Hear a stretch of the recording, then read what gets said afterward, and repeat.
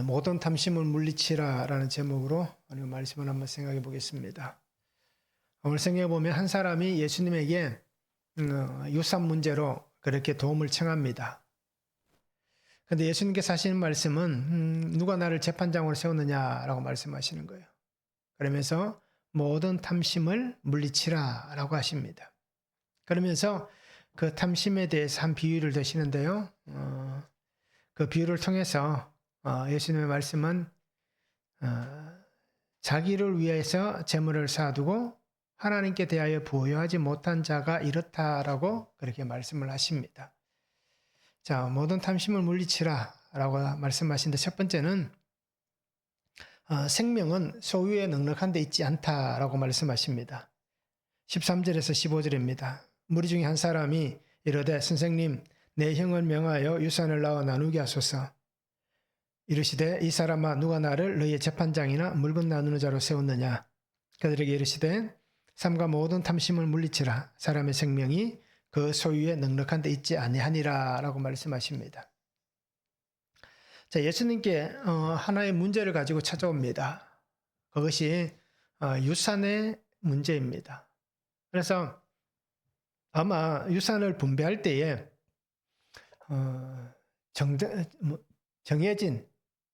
정해진 만큼 정당하게 받지 못했다라고 생각하는 것 같아요. 그래서 이 유산을 자신의 형에게 좀 예수님께서 말씀을 좀 해주셔서 예수님께서 말씀하시면 아마 듣지 않겠는가라는 겁니다. 그래서 내가 받을 나의 그 정당함을 좀 받을 수 있도록 해달라라고 도움을 청합니다. 자, 유산은 어떻게 분배합니까? 이스라엘의 법은 그렇습니다. 신명기 21장에 보면 장자의 권리에 대해서 설명을 하는데 그 장자가 혹시 내가 결혼을 했는데 부인이 2명, 3명이다라고 설명을 하면서 그렇게 얘기하는 거예요. 혹시라도 내가 미워하는 아내에게서 태어난 자가 장자고 내가 사랑하는 여인에게서 태어난 아들이 차자라 할지라도 재산을 상속할 때는 내가 사랑하는 여인에게서 태어난 아들을 차자에게 그 재산을 많이 주는 게 아니라 비록 내가 미워했지만 그래도 그 아들이 나의 장자이기 때문에 그죠? 그 장자에게 자신의 재산의 3분의 1을 주라라고 얘기합니다. 그리고 차자에게는 3분의 1을 주라라고 얘기하시는 거예요. 그래서 그것을 신명기에서 분명히 얘기하면서 자신이 받아야 될 권리에 대해서 얘기하는 거예요. 자, 아마 유대인들은 이것에 대해서 잘 알잖아요. 재산 상속. 우리나라도 예전에는 그랬습니다. 장자부터 이렇게 분배되는 양이 달랐습니다. 지금은 거의 1대1 이런 수준으로 되어 있지만 예전에는 장자들이 더 많이 가져갔잖아요. 자, 그러다 보니까 본인의 입장에서 생각하면 너무 부족한 것 같은 거예요. 내가 너무 적게 받은 것 같은 거예요. 형이 욕심을 부려서 자신에게 줄 몫을 제대로 주지 않은 것 같습니다. 그래서 예수님에게 와서 그것을 부탁하는 거예요. 그런데 예수님의 말씀은 어떤 말씀입니까? 탐심을 버리라라고 얘기하는 거예요. 탐심이라는 단어는 플레오넥시아라는 단어를 씁니다. 그래서 더 가지려고 하는 탐욕, 욕심 그런 뜻을 가지고 있습니다. 어떻게 보면 탐심이라고 말하는 것은 자신에게 주어질 것보다 더 많이 내가 저 사람보다는 우리 형제들 중에서는 내가 더 가져야 됩니다. 내가 더 많이 가져야 합니다. 라고 하는 것이 욕심이기에 이것이 탐심이다 라고 얘기를 하는 거예요. 결국 탐심은 어떻게 됩니까? 사람의 마음과 생각을 어둡게 만듭니다.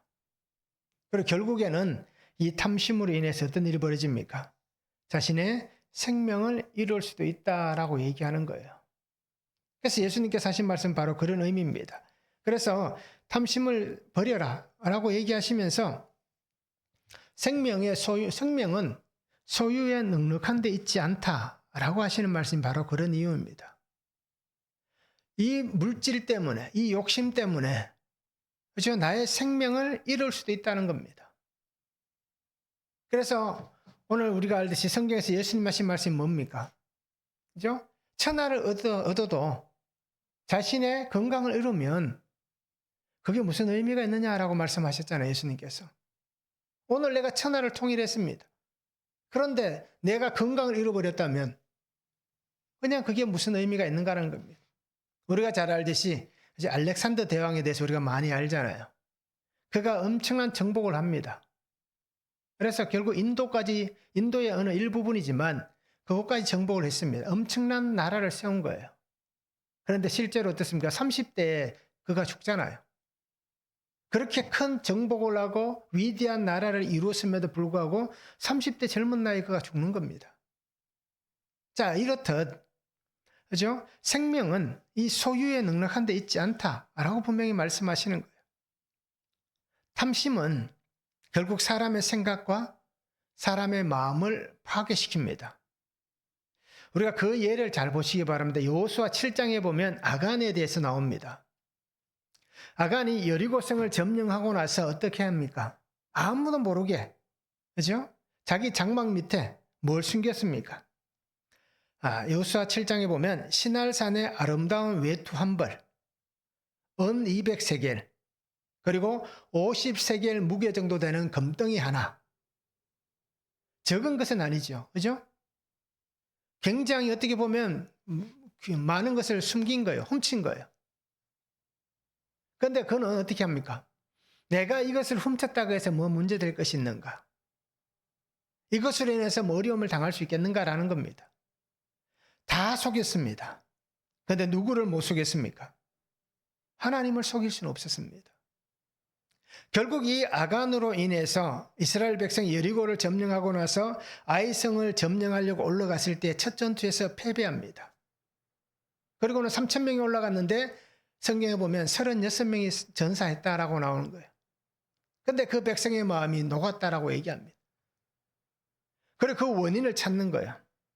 찾다 보니까 결국 아간이 이러한 죄를 저질렀다라는 걸 볼 수 있는 거예요. 탐욕. 내가 갖고 싶은 욕심. 그 탐욕으로 인해서 결국 이 아간은 어떻게 됩니까? 자신만 죽임을 당하면 뭐 문제가 되지 않잖아요. 내가 욕심을 부려서 내가 죽는 것은 뭐 그건 자기가 죄를 지었으니까 뭐 당연할 수 있는 거예요. 그런데 아간의 범죄로 인해서 그의 일가족이 다 돌에 맞아 죽잖아요. 그냥 집안이 그냥 폭삭 망한 거예요. 그뿐 아니잖아요. 아이성을 공격했던 백성들이 위기에 빠지는, 아간으로 인해서 전혀 상관이 없던 사람 36명이 죽고, 그리고 백성들은 그저 그 자리에 주저앉아서 이제 우리가 끝났다라고 통곡하는 그러한 일을 만들어낸 것입니다.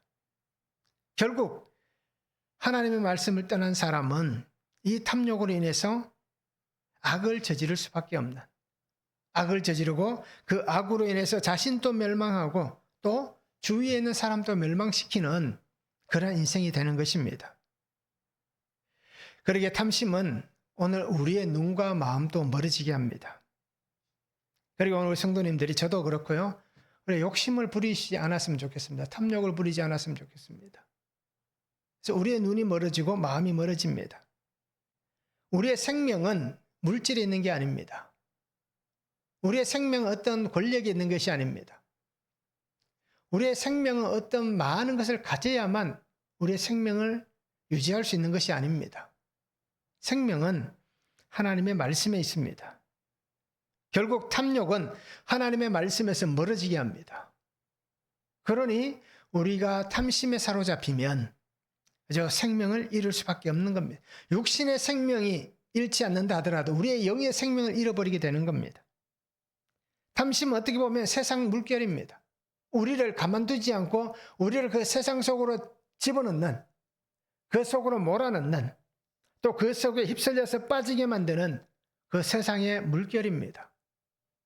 그래, 저 사람도 저렇게 살고 저 사람도 저렇게 살고 교회 안에도 누구는 그렇게 사는데 라고 말하면서 나도 그렇게 살아도 전혀 상관이 없지 않느냐라고 말할 수는 없는 겁니다. 하나님은 다 갚아주시는 거예요. 그러니까 우리는 다른 사람이 그렇게 산다고 해서 다른 사람이 감옥 갈 때 따라가겠습니까? 다른 사람이 그렇게 산다고 해서 다른 사람이 어떻습니까? 죽음을 당할 때 나도 그 자리에서 죽겠습니까? 그렇지 않잖아요. 그러니까 오늘 우리 성도님들이 세상의 물결에 휩쓸리지 않기를 바랍니다. 하나님 안에서 우리가 멸망과 죄의 길이 우리를 유혹할 때에, 그 탐심, 탐욕이 우리를 유혹할 때에 이것을 끊어낼 수 있고, 끊어낼 수 있는 것은 뭐가 있겠습니까? 날마다 우리가 묵상하고 있는 이 말씀이 우리가 이 탐심을 끊어낼 수 있는 은혜가 되고 능력이 되는 것입니다. 그리고 우리 오늘 성도님들이 물질의 유혹에 넘어지지 않고 생명의 주님과 함께 믿음 안에 그렇게 살아갈 수 있는 삶이 되면 좋겠습니다. 한번 적용해 보시기 바랍니다. 나의 안에 있는 탐심, 더 가지고자 하는 마음은 무엇입니까? 나는 어떤 마음이 있습니까? 무엇을 더 가지고 싶어 합니까? 어떤 탐심이 있습니까? 한번 적용해 보시기 바랍니다. 오늘 한 사람같이 내가 예수님께 구하고 있는 것은 무엇입니까? 그 사람이 와서 예수님께 유산을 좀 잘 나눠달라고 요청하잖아요. 그렇다면 내가 예수님께 구하는 것은 무엇입니까? 나는 무엇을 구하고 있습니까? 한번 적용해 보시기 바랍니다.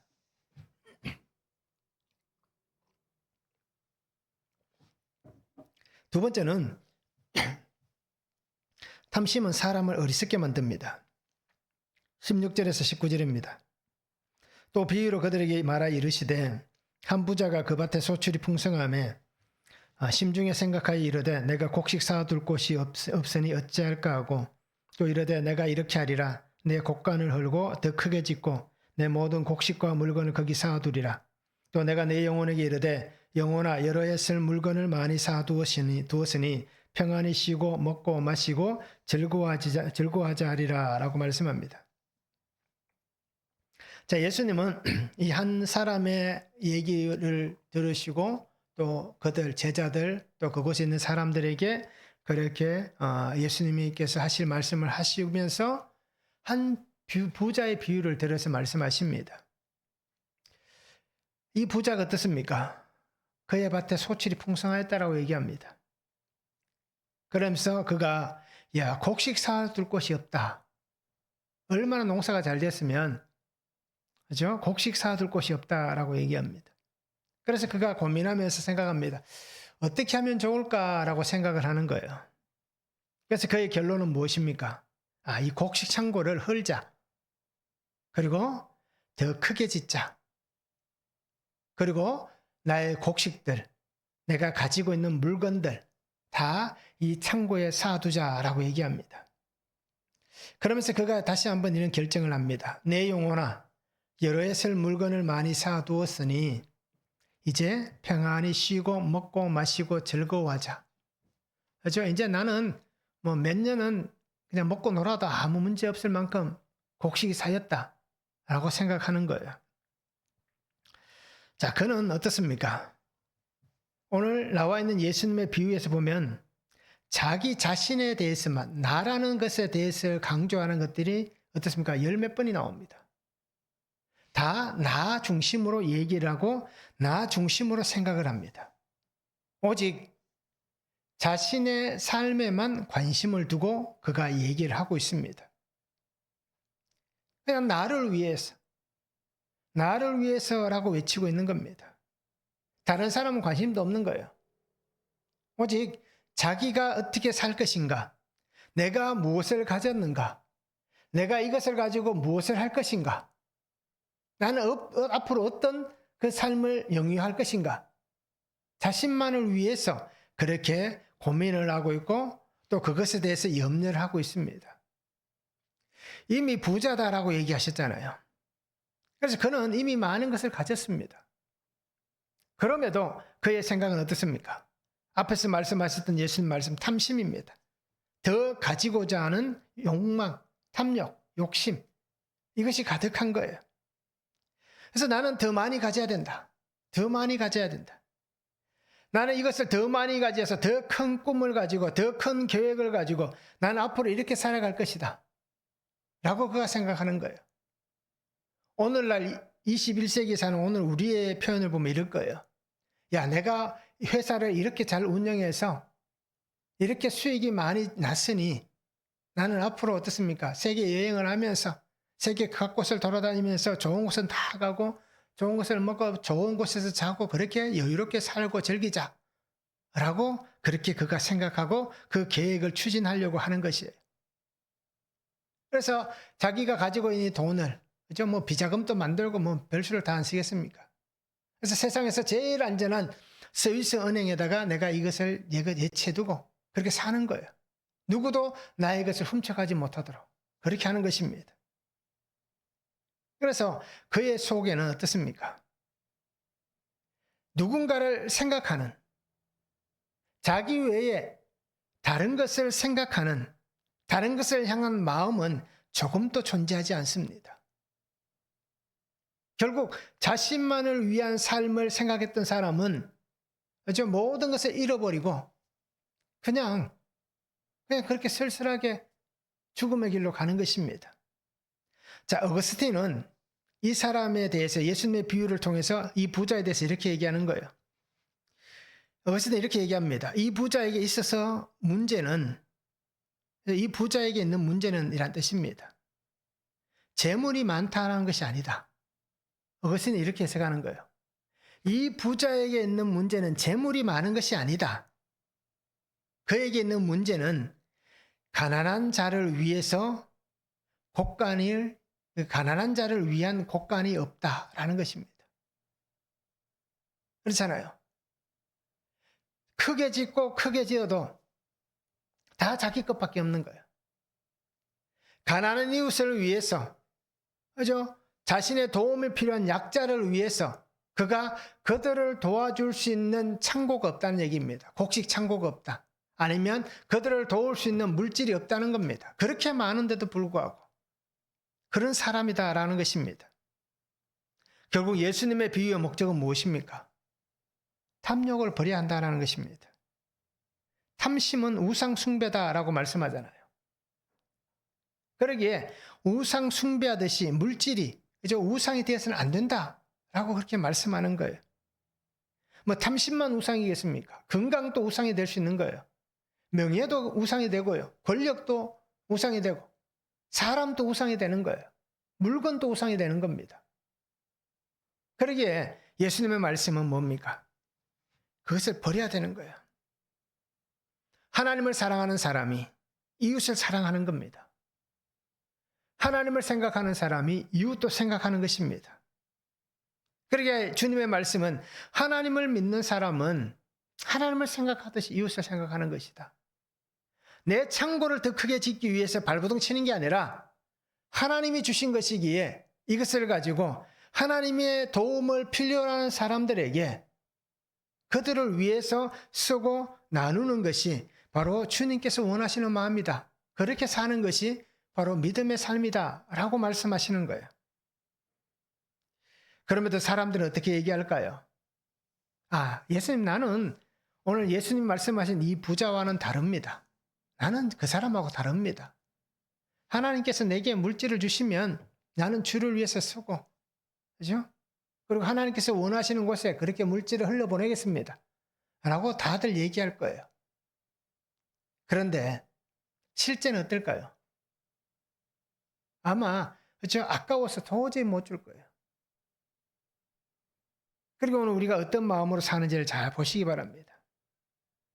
하나님께서 당신에게 이런 길을 열어주셨습니다. 라고 얘기하면 하나님께서 나에게 해주신 것이 무엇입니까? 내가 그렇게 열심히 노력하고 애쓰고 시간을 보내서 이 위치까지 왔는데 라고 말할 사람이 더 많지 않겠습니까?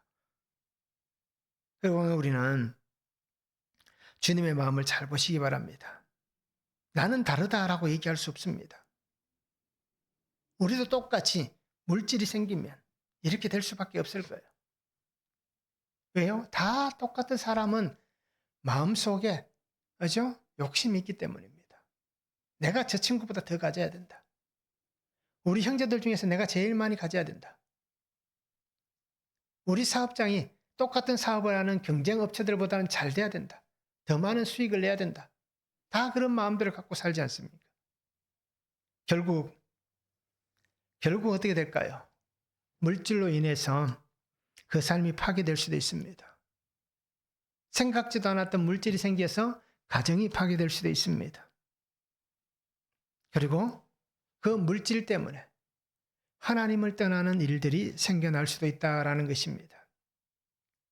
그래서 탐심은 사람의 생각과 지혜를 파괴시키는 겁니다. 생각을 마비시키고 지혜를 마비를 시키는 겁니다. 그리고 욥의 말을 우리가 잘 기억하시기 바랍니다. 모든 것은 다 하나님께서 주신 것입니다. 하나님의 것입니다. 이 마음이 있으면, 그죠? 탐심이 우리를 어리석게 만들지 못할 것입니다. 그래서 우리 성도님들이 온전히 말씀 안에서 지혜롭게 살아갈 수 있는 그런 삶이 되기를 바랍니다. 한번 적용해 보시기 바랍니다. 내가 꿈꾸는 삶은 어떤 삶입니까? 말씀으로 사는 삶을 꿈꾸십니까? 아니면 세상의 부유함으로 사는 삶을 꿈꾸십니까? 어떻습니까? 내가 꿈꾸는 삶은 어떤 삶인지 한번 적용해 보시면 좋겠습니다. 여전히 버리지 못하는 나의 욕심은 무엇입니까? 아직도 버리지 못하고 있는 욕심. 그 욕심은 무엇인지 한번 적용해 보시면 좋겠습니다.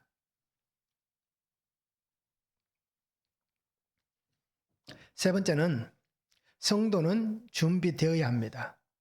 20절에서 21절입니다. 하나님은 이르시되 어리석은 자여 오늘 밤에 내 영혼을 도로 찾으리니 그러면 내 준비한 것이 누구의 것이 되겠느냐? 자기를 위하여 재물을 쌓아두고 하나님께 대하여 부유하지 못한 자가 이와 같으니라 말씀합니다.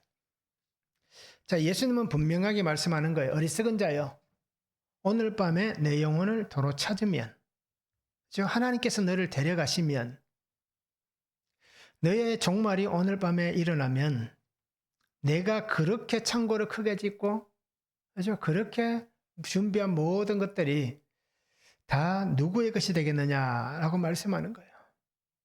누구 것이 되겠습니까? 자기 것은 되지 않잖아요. 주일에 말씀드렸듯이, 그죠? 한 부자가 죽으면서도 그 손에 금고 열쇠를 꼭 쥐고 있는 것 같이. 그런다고 해서 금고 안에 있는 금고 안에 있는 현금을 가져갈 수 있습니까? 못 가져가잖아요. 자, 그것 똑같은 겁니다. 분명히 그런 생각을 가지고 사는 거예요, 사람들은. 저도 그렇게 생각하고 살고 있습니다만은 우리는 항상 내일이 있다라고 생각합니다. 내일이 오늘보다 더 행복할 것이다 라고 여기며 살아갑니다. 그래서 오늘 내가 조금 수고하더라도 땀 흘리고 열심히 모아두면 내일 먹고 사는데 문제없고 행복한 삶을 누릴 수 있다라고 생각하는 거예요. 그런데 예수님은 뭐라고 얘기합니까? 나는 내일이 있다라고 말하는데 예수님은 오늘 밤에라고 말씀하시는 거예요. 우리는 1년 뒤에, 10년 뒤에, 그죠? 또는 하면 그 이후에 시간들 또 계획을 세우잖아요. 그래서 노후 준비를 하는 이유가 뭡니까? 앞으로 10년, 20년, 30년 뒤에, 그죠? 내가 이제 나이가 들었을 때에 살아갈 것을 준비하는 게 노후 준비잖아요. 그런데 그런 준비를 한들 과연 하나님께서 우리에게 그 시간을 주시면 모르지만 우리의 그 시간이 허락되지 않는다면 그것은 아무것도 아닌 거잖아요. 누구를 위해서 준비하는 게 됩니까? 그리고 오늘과 주님의 말씀 잘 보시기 바랍니다. 내일은 누구에게나 존재할 수 있는 시간입니다. 그런데 그 시간은 누구에게도 존재하지 않을 수도 있습니다. 하나님께서는 내가 살아갈 내일을 허락해 주신다면 그 시간은 내일은 누구에게나 존재하는 시간인 거예요. 그런데 만약에 하나님께서 그 시간을 허락해 주지 않으면 그 시간은 누구에게도 존재하지 않는 것입니다. 그리고 오늘 예수님의 말씀을 잘 보시면서 내가 정말 믿음 안에 살면서 내가 무엇을 준비해야 되는가? 가장 우리가 먼저 준비해야 될 게 뭡니까? 영생을 준비해야 되잖아요. 구원. 하나님의 나라에 가는 것. 그리고 또 뭐가 있습니까? 이 땅 살면서 건강하게 살면서 주님 주신 사명을 위해 사는 거잖아요. 그것이 오늘 우리가 준비해야 될 것들입니다. 그래서 모든 것의 주인은 하나님이시기에 하나님의 뜻 안에서 우리가 순종하며 사는 거예요. 결국 예수님의 말씀은 분명합니다. 자신만을 위해서 사는 사람은 결국 하나님에게서 쫓겨남을 당할 수 있다라는 것입니다. 그래서 오늘 우리는 하나님이 내게 주신 것을 가지고 나를 위해서가 아니라 하나님을 위하여 그 삶을 사는 그러한 성도가 되면 좋겠습니다. 자, 그렇게 살기가 참 쉽지는 않습니다. 저도 마찬가지지만 나의 시간과 삶을 주를 위해서 쓰겠습니다 라고 하지만 그러나 그게 쉽지는 않아요. 하루 24시간을 놓고 보면 주님을 위해서 내가 쓰는 시간은 불과 얼마 되지 않는 거예요. 대부분 시간 누구로 했습니까? 나를 위해서 쓰는 거예요. 먹고 자고 놀고, 그죠? 다 나를 위해서 쓰는 거예요. 정말 극소수의 시간만, 하루를 계산해도 극소수의 시간만 주님을 위해서 쓰고 있는 겁니다. 그런데 그것도 어떻습니까? 주를 위해서 온전한 마음으로 쓰는 게 아니라 생색 내면서 내가 이 정도 하고 있습니다 라는 생색을 내면서 쓰고 있는 거예요. 결국 엄밀하게 따지고 보면 주님을 위해서 쓰는 시간 아무것도 없는 거예요. 그리고 우리는 주님 앞에서 나를 위한 내일이 아니라 예수님의 말씀같이 하나님의 나라와 그 의를 위한 내일의 삶이 되어야 하는 것입니다. 이것이 오늘 나를 부르신 하나님의 은혜 안에 사는 삶인 것입니다. 그래서 나에게 있는 모든 것은 나의 것이 아니다. 모든 것은 하나님께서 나에게 허락하셨기 때문에 내가 지금 그것을 그냥 누릴 수 있는 것이지, 하나님이 허락하신 것이기에 내가 지금 그 은혜 안에서 이것을 얻을 수 있는 것이지, 하나님께서 허락하셨기 때문에 내가 지금 그렇게 살아갈 수 있는 것이지 라고 하는 이 마음이 분명히 있어야 됩니다. 그리고 우리는 주님의 말씀 안에서 지혜로운 삶을 살아가는 성도들이 되면 좋겠습니다. 그 디모데전서 6장 18절에서 19절에 보면 그런 말씀이 있습니다. 선을 행하고 선한 사업을 많이 하고 나누어 주기를 좋아하며 너그러운 자가 되게 하라. 이것이 장래에 자기를 위하여 좋은 틀을 쌓아 참된 생명을 취하는 것이니라. 이렇게 선을 행하고 나누어 주고 다 하는 것, 결국은 누구를 위해서라고 얘기합니까? 결국은 그것조차도 자기를 위해서라고 얘기하는 거예요. 주님이 주신 이 사명 안에서 바울이 그렇게 얘기하는 겁니다. 디모데에게. 그렇죠? 선한 사업을 해라. 나누어 줘라. 열심히 그렇게 섬기며 살아라. 그런데 그것도 따지고 보면 결국은 뭐라고 얘기하는 거예요? 좋은 틀을 닦아서 생명을 얻는 거다. 결국은 너가 생명을 얻기 위한 하나님의 어떤 은혜다, 배려다라고 얘기하는 거예요. 그리고 오늘 성도님들이 준비할 수 있는 것이, 준비해야 되는 것, 준비할 수 있는 것이 뭡니까? 바로 이렇게 우리 영생을 준비해야 되고 하나님 내게 주신 사명을 위해 살아가는 그 삶을 준비하시기 바랍니다. 하나님의 뜻, 하나님의 목적, 하나님의 방법,